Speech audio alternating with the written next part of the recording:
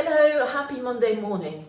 As I'm sure you've noticed, it's now impossible to go to trade shows on location, on site. Indeed, the business has to be done with wholesale buyers. It has to be done online. It has to be done through the phone. It has to be done by emails or going to online platforms because of the COVID-19 pandemic. So what does this mean for creative entrepreneurs and creative businesses like your businesses? Well, it means that you have to actually maximize your options on how to advertise online. And you also have to make sure that you are going to all these online trade shows, which allow you to speak to your wholesale customers, and you need to put a business to consumer strategy to target your retail consumers. So that implies that you have to become way more savvy in terms of using your digital assets, be it your website, which needs to be top-notch in terms of speed, user-friendly tools, and also having an e-commerce facility where your products, wares or services can be bought easily by customers. You also need to use your social media tools as much as you can, and have a proper SEO strategy in place, whereby almost every day, like we are doing at our law firm Crefovi, we are posting some content, information-packed content, useful content for our targets and our clients and our prospects, and we are therefore doing this on all the usual suspects, be it Twitter, Instagram, Facebook, and LinkedIn, but also on our podcast platforms, where we syndicate all our content, audio content. And also something that is very important as part of your SEO strategy is that your website needs to be full customized and really worked on in order to have a perfect on-site SEO. So search engine optimization. So you need to really do a lot of work here by installing some SEO plugins like the Yoast SEO plugin, in order to make sure that you've boosted your page and you've amended your web pages and your blog post, so that they will come up at the top of the rankings whenever some keywords which are mentioned in those pages and blog posts are being typed by internet users. So your search engine optimization strategy, SEO strategy, should always be white hat strategy, not black hat, which is prohibited by Google, and you would be penalized by Google, by large search engines like Google, if you use a black hat SEO strategy. So it needs to be white hat. What does that mean? It means that you have to play fair, and for example, you shouldn't buy any links on link farms. You shouldn't do also some followers buying, or on Twitter or on Instagram, and you should basically make sure that it's all organic, that it comes, this increase of followers, this increase of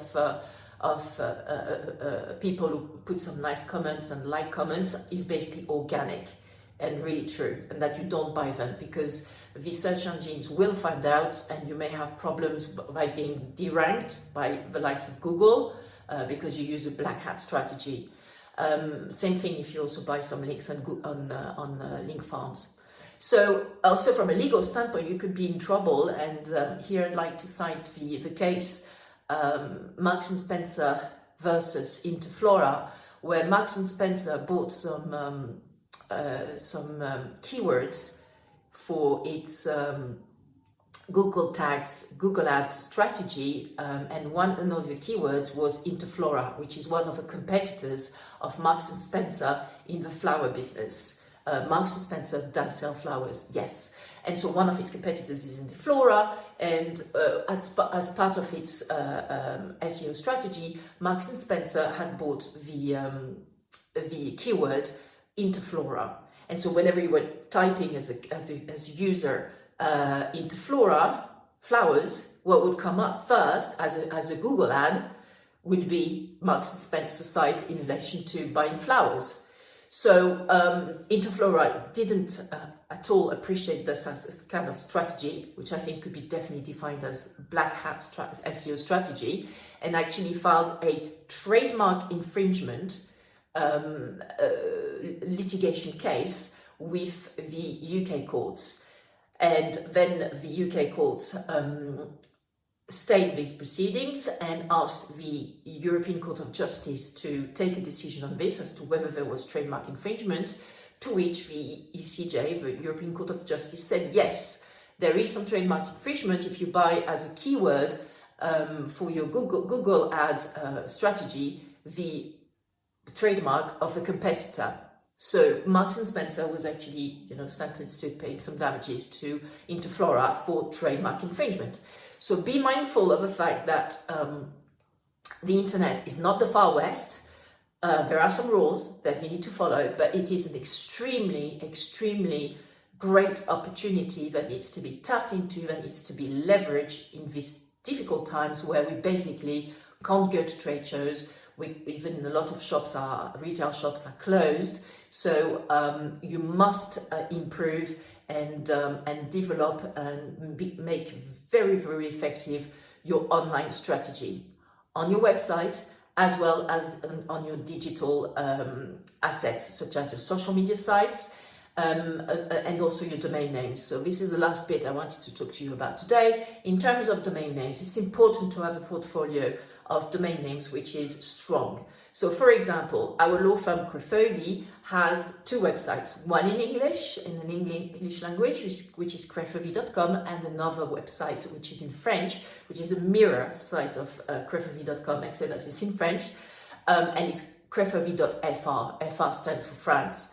So of course we've licensed those two websites, those two domain names, crefovi.com and crefovi.fr, but we also have a strong portfolio of other domain names that we buy, we renew the license of every year, such as crefovi.cn for China, crefovi.hk for Hong Kong, crefovi.eu for the whole European Union, crefovi.us, etc., etc.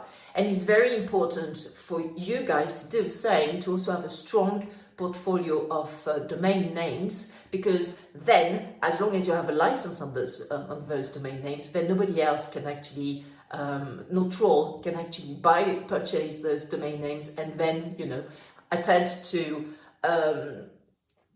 force you into paying some outrageous sums of money to buy back the domain name, which sadly is something that can happen with domain name trolls.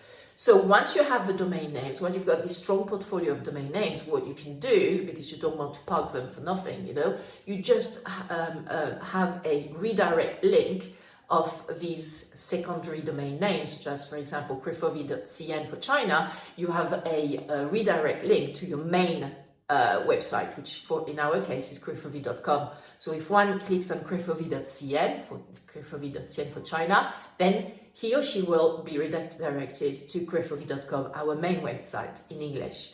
So these are really important strategies to put in place now. The future is bright, and it's time to seize this opportunity of the online presence and online marketing and online sales.